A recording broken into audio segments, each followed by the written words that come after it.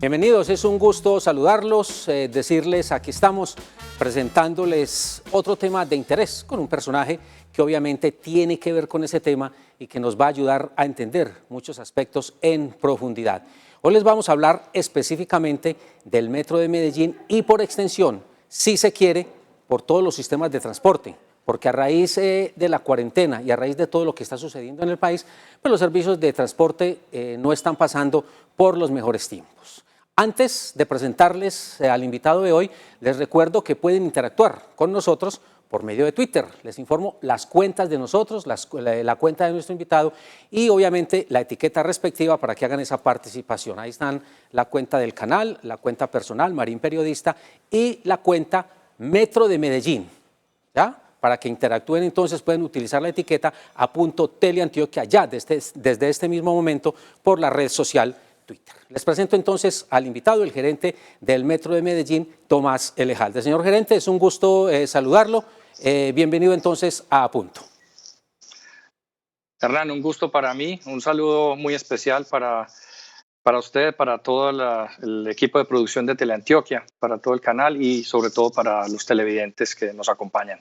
Bueno, gerente, antes de empezar el diálogo con usted, permítame que vamos a hacer una especie de recuento de lo que ha pasado los últimos días, pues a propósito de la afluencia de pasajeros y de lo que está significando en materia de recursos para la empresa que usted gerencia. Empecemos con la afluencia de pasajeros. Y hay un punto específico o una fecha específica que es el 13 de marzo, porque fue el último día hábil en que ustedes movieron una cantidad de pasajeros que podríamos llamar normal. Ese día estamos hablando de más de 1.060.000 personas. Luego vinimos con una curva en picada hacia abajo hasta que llegamos a ese 25 de marzo, cuando empezó la cuarentena dictada por el gobierno nacional. Y ahí entonces la afluencia de pasajeros y los ingresos por extensión del metro pues se vinieron a pique. En cuanto a esos ingresos, podríamos mencionar lo siguiente. En ese día hábil que les mencionábamos, en ese 13 de marzo, el metro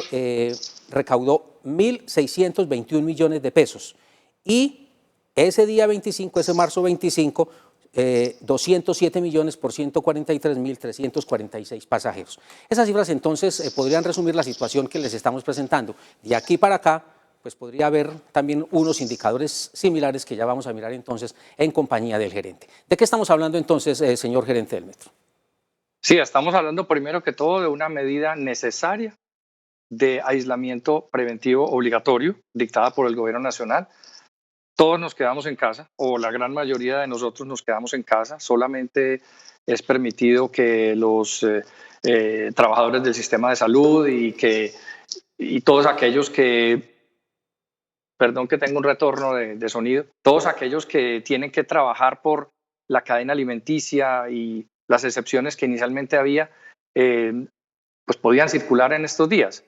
Esto generó esta reducción tan importante en la afluencia de pasajeros y al final 87% menos de pasajeros se transportan en el metro en esos días que tú mencionas. Afortunadamente ahora venimos recuperándonos poco a poco a través de esas medidas de entrada nuevamente a la nueva normalidad y que poco a poco hemos venido reactivando sectores económicos. Básicamente, tú lo acabas de ilustrar en esa gráfica, la reducción de ingresos es significativa y eso afecta fuertemente la caja de la organización. La empresa Metro es una empresa que funciona por la caja, funciona precisamente por los ingresos de caja y se ven directamente afectados por esa baja de pasajeros. Pero lo que ha pasado, lo que usted dice, digamos, los mejores días que tal vez se viven desde la semana pasada, cuando se empezaron a abrir algunos sectores paulatinamente, eso que ha sucedido en estos días todavía no alcanza. No, para nada, Hernán, eso no alcanza todavía. Tú mencionabas una cifra cercana a los 142.000 pasajeros de primer ingreso pago en esa fecha que tenías ahí del 2 de abril aproximadamente. Para el día de hoy, por ejemplo, esperamos cerrar con una cifra cercana a los 200.000 pasajeros, pero todavía no alcanza, obviamente, para tener un punto de equilibrio en la caja de la organización, claro que no.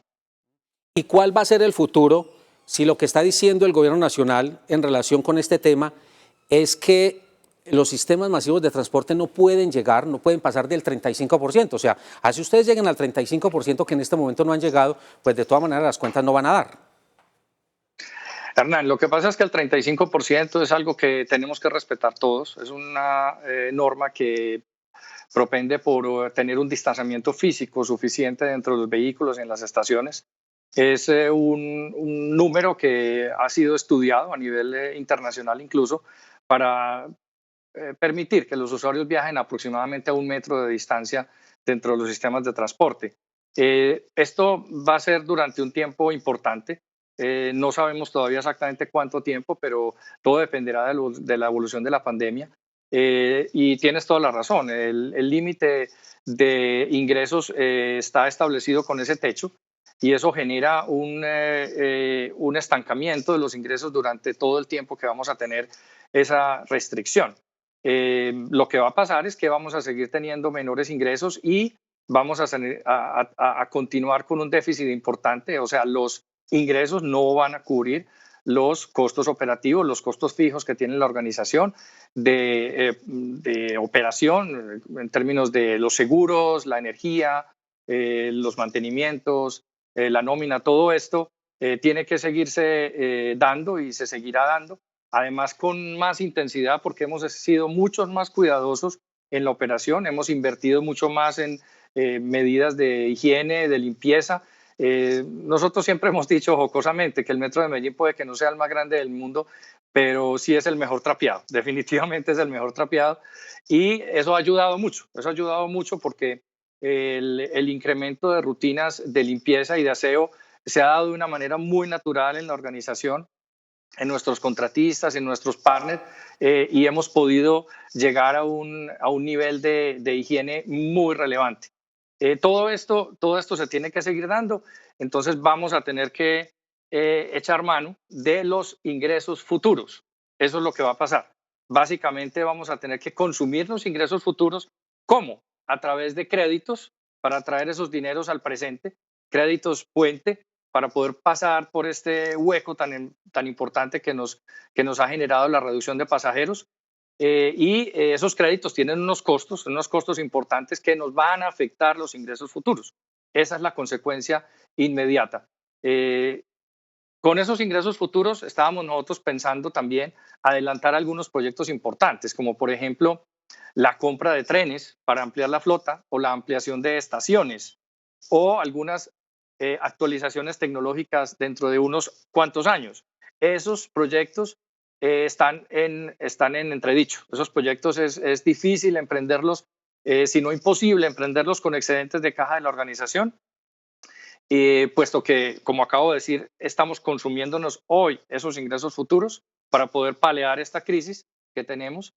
Entonces, la consecuencia de esto es que muy seguramente esos proyectos, si se van a hacer, tenemos que apalancarlos con recursos de los socios, recursos del gobierno nacional, recursos del gobierno local y gobierno regional.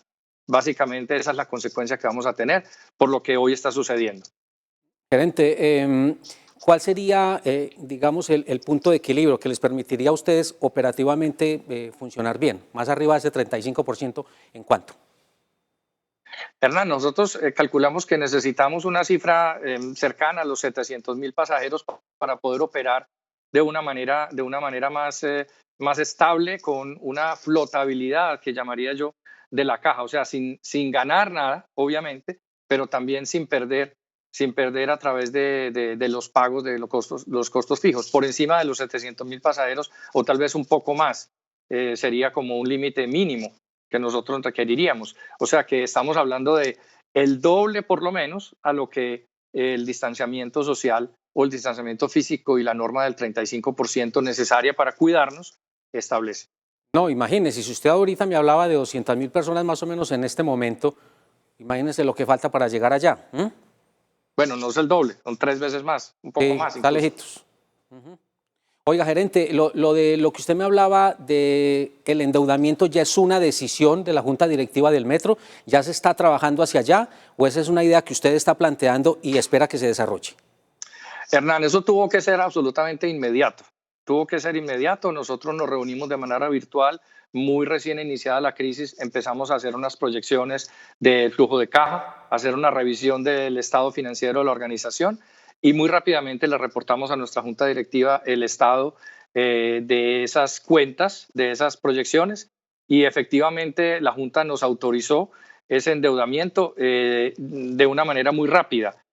Sin embargo, ese endeudamiento es un endeudamiento que debe ser poco a poco sustituido por un endeudamiento de largo plazo. A través de créditos blandos es una de las medidas, porque el gobierno nacional ha ofrecido esa posibilidad de respaldar y dar garantías sobre créditos de banca multilateral para que los sistemas de transporte se puedan endeudar de una manera más económica, por decirlo así, porque endeudarse con créditos de tesorería es costosísimo. Entonces, endeudarnos con unos créditos de largo plazo es más viable. Ese endeudamiento, insisto, ya está autorizado por la Junta Directiva. Nosotros venimos desde hace muchas semanas, hace no menos de 4 semanas, hablando incluso con el Gobierno Nacional y con la banca multilateral a través de FinDeter para poder acceder a esos recursos de tasas más blandas y tasas más económicas, Hernán. ¿Y ya tiene cuantificado, gerente, el monto inicial o cuántos podrían ser los montos en un periodo dado que ustedes solicitarían? Hernán, la proyección que tenemos en este momento es que hacia el 31 de diciembre del año 2020, la reducción de ingresos por efecto del número reducido de usuarios que vamos a tener durante estos próximos meses estará llegando a una cifra que estará entre los 250.000 y los 300.000 millones de pesos. Esta franja que menciono obedece a que hay incertidumbre en los escenarios todavía hacia el futuro. Como acabamos de hablar, no sabemos cuánto tiempo estará implementada la medida de restricción del 35% de capacidad de los vehículos. Entonces hay varios escenarios y el hueco en la caja es del orden de lo que acabo de decir, entre 250 y 300.000 millones de pesos. Al final, lo que esto va a generar es un déficit de unos 165.000, 170.000 millones de pesos que tendrá que ser cubierto por básicamente 2 estrategias. Una son los créditos, obviamente, que ya acabamos de mencionar, y hay otra que también es igual de importante, que cubre por lo menos la mitad de ese hueco también, y es que hay un aplazamiento necesario de proyectos, programas e iniciativas que teníamos previstos para este año 2020. Se cancelan y se aplazan muchas de estas inversiones y eso nos abre también un espacio en la caja de la organización para poder superar esa necesidad que acabo de mencionar. ¿Sabía que suena, gerente, a que esto va a tocar irlo mirando lentamente en el camino, a que en la medida en que las circunstancias vayan cambiando, a que el gobierno nacional vaya tomando decisiones, pues la junta directiva y ustedes desde la gerencia entonces ir evaluando, ir mirando las capacidades y las necesidades reales para mirar qué se hace? ¿Suena eso? Sí, señor, y definitivamente el gobierno nacional, eso lo hemos hablado en la junta directiva con el señor gobernador, el señor alcalde a la cabeza y todos los miembros de junta del presidente de la República han estado de acuerdo en eso. El gobierno nacional tiene que apoyar no solamente al metro, sino a todos los sistemas de transporte masivo del país, porque como le acabo de decir o como le dije al principio, estamos echando mano de los ingresos futuros. Entonces, aquellos proyectos y aquellas inversiones en renovación, actualización tecnológica que teníamos planteado para el año 2023, 2024 o más adelante, no va a ser viable hacerlas a menos de que el gobierno nacional nos acompañe en esas inversiones futuras de modernización y de repotenciación que normalmente hubiéramos hecho con excedentes de caja.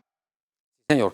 Bueno, señor gerente, permítame, hacemos una pausa con la que tenemos que cumplir a esta hora y ya seguimos entonces hablando de los asuntos económicos, de la movilización de pasajeros y por extensión obviamente de los asuntos sociales que tienen que ver con el Metro de Medellín.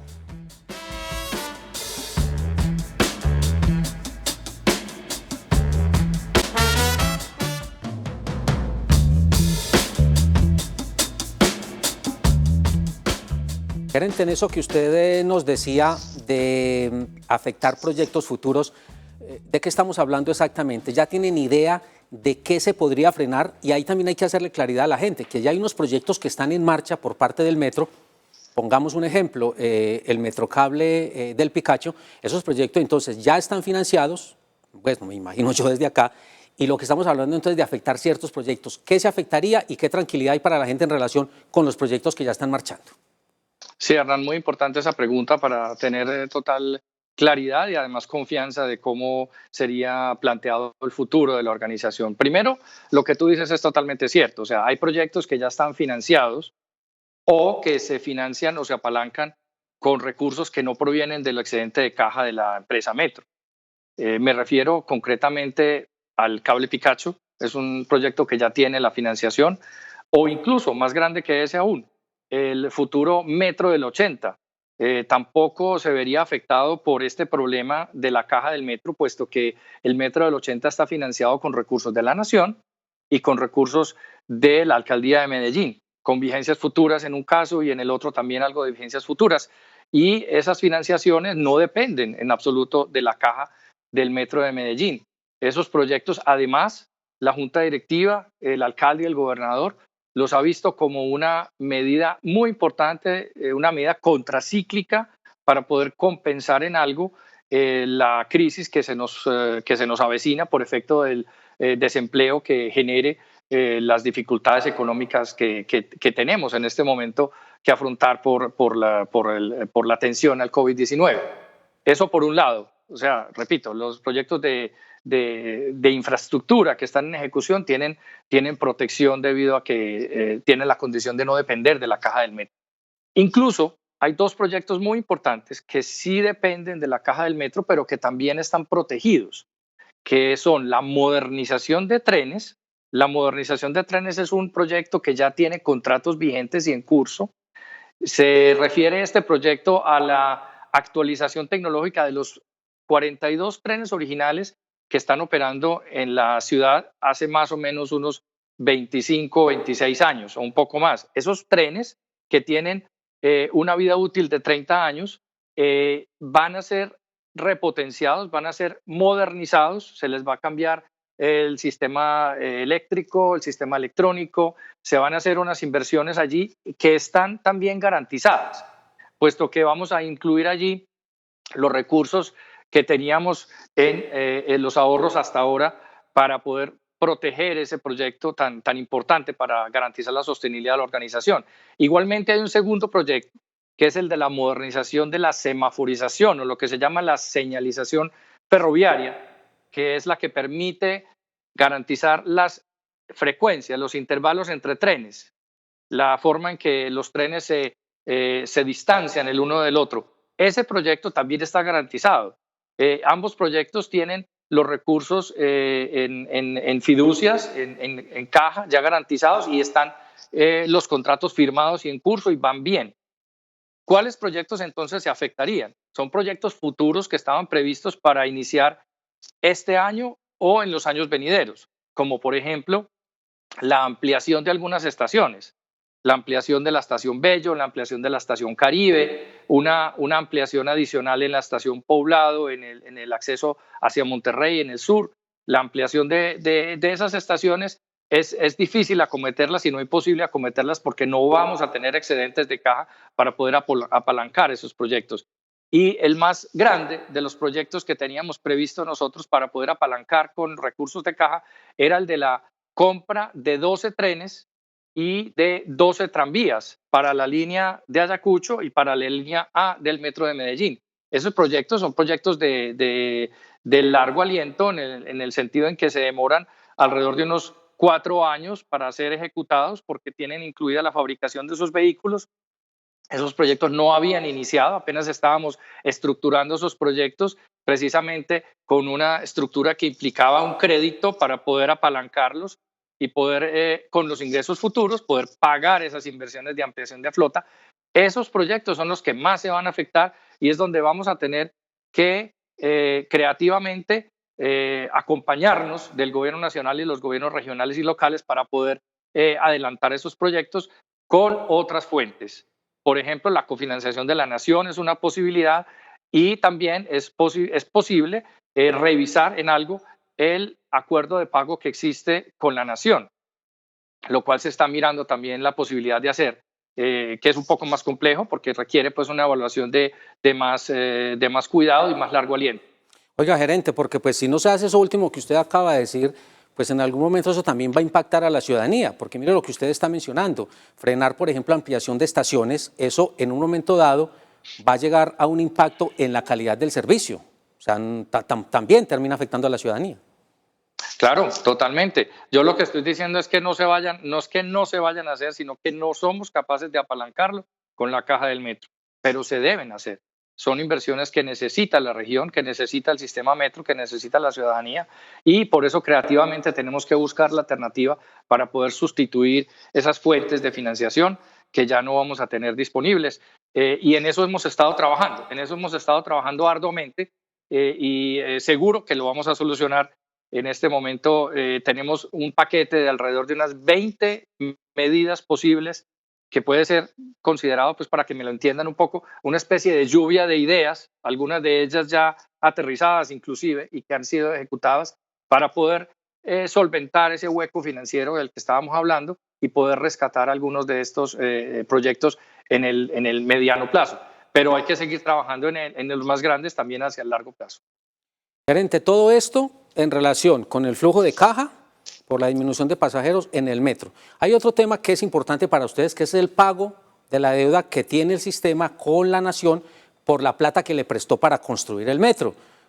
Mire lo que está pasando en este momento con la gasolina, no solamente en Colombia, sino también en el mundo. Hay una disminución de consumo y todo esto, y obviamente como de ahí, de esa sobretasa, también depende entonces el pago de esa deuda. ¿Qué cuentas han tirado ustedes? ¿Qué margen de acción hay por ahí?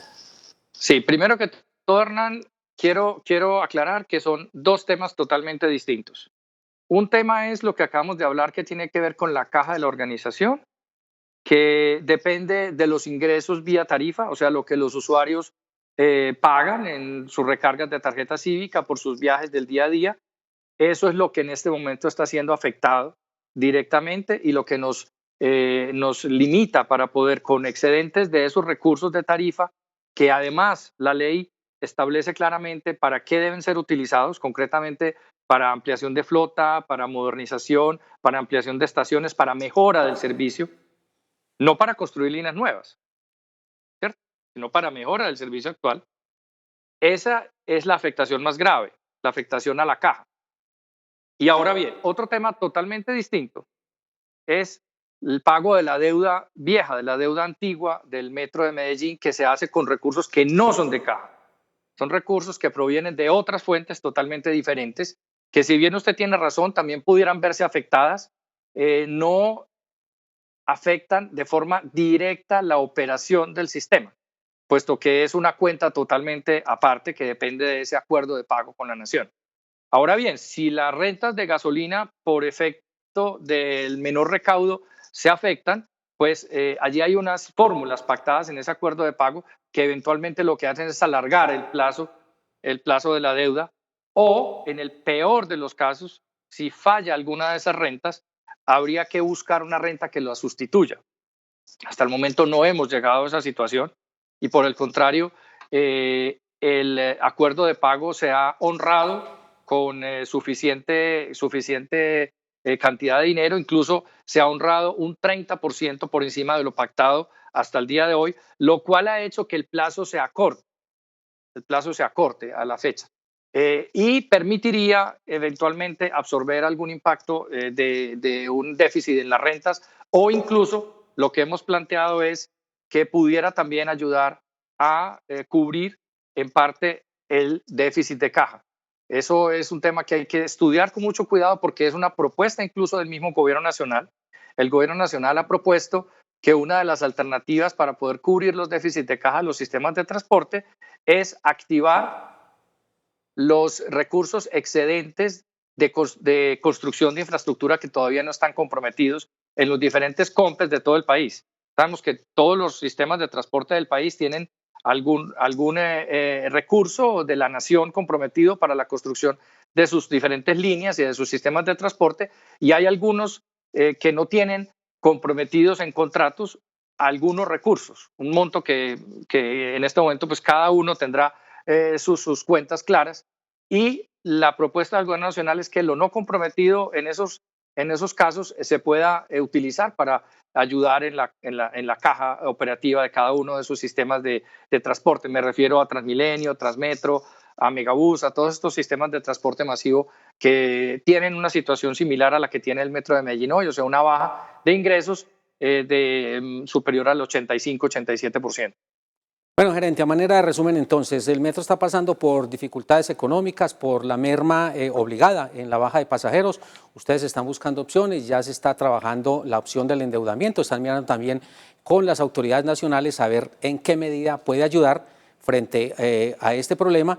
Y bueno, y el metro sigue para adelante, es la columna vertebral del transporte público de este Valle de la Urra, y ahí están entonces ustedes buscando esas opciones para que el sistema siga funcionando. Hernán, nosotros no vamos a parar, definitivamente ese mensaje debe ser claro para la ciudadanía, para todos nuestros usuarios. No vamos a parar, no vamos tampoco a menguar nuestros esfuerzos para que se den las medidas de control y las medidas de higiene necesarias para que esta crisis pueda ser afrontada con toda la calidad que amerita. Vamos a trabajar arduamente en eso, vamos a trabajar fuertemente también para que los controles permitan que se mantenga la confianza y la cultura metro. Algo de lo que no hemos hablado y me parece importante terminar con eso es que la cultura metro se ha convertido además en una punta de lanza para poder enfrentar esta crisis. Definitivamente yo quiero también ir cerrando con un agradecimiento de corazón, un agradecimiento muy sincero para todos nuestros usuarios que han acogido las recomendaciones y han acogido también el principio o uno de los principios fundamentales de la cultura metro, que es el principio del autocuidado y de la corresponsabilidad. Nuestros usuarios han entendido que el metro ha puesto todo de sí. Nosotros hoy estamos operando con toda la flota, incluso estamos operando con un mejor intervalo al que teníamos antes de la crisis. Y aún así, por la medida del 35% como limitación, no tenemos la capacidad suficiente para responder al servicio. Entonces, tenemos que apelar a que nuestros usuarios comprendan esa situación, entiendan que debe haber distanciamiento físico al usar el sistema, entiendan que va a haber controles de policía y controles especiales a la entrada a las estaciones. Nuestros usuarios lo han entendido, han de una manera muy disciplinada y con autocuidado y con responsabilidad han atendido esas recomendaciones de hacer unas filas con distanciamiento físico, que además corren muy rápidamente, afortunadamente, porque son muy ordenadas precisamente por el concurso de nuestros usuarios. Entonces, repito, la cultura metro ha sido una punta de lanza para poder enfrentar esta nueva fase de reactivación económica que se está dando en este momento y que nos ha permitido registrar un aumento en esta semana de más o menos el 18% de los usuarios frente a lo que teníamos la semana anterior. Y en la semana anterior ya habíamos registrado un 15% más que la inmediatamente anterior. O sea que vamos lentamente, como debe ser, de una manera gradual, recuperando las actividades económicas y, como siempre, el metro ahí acompañando esa reactivación, atentos a que se pueda dar con todas las medidas de salud pública que han sido recomendadas por los expertos y haciendo el mayor esfuerzo y el mejor esfuerzo y manteniendo la confianza. Estamos seguros de que el transporte público seguirá siendo en el futuro, cuando superemos la pandemia, seguirá siendo en el futuro la mejor opción para garantizar que las externalidades positivas en el territorio se tengan, se conserven, que son el ahorro de tiempo, el ahorro de dinero en los desplazamientos y la protección al medio ambiente. Eso es el transporte público para esta región y tenemos que seguirlo cuidando y así será. Señor gerente, le agradecemos mucho entonces por habernos acompañado aquí durante nuestro programa de hoy. A ustedes también, pues muy gentiles, los invitamos para que estén próximamente cuando tendremos nuevos temas y nuevos invitados de interés. Hasta entonces.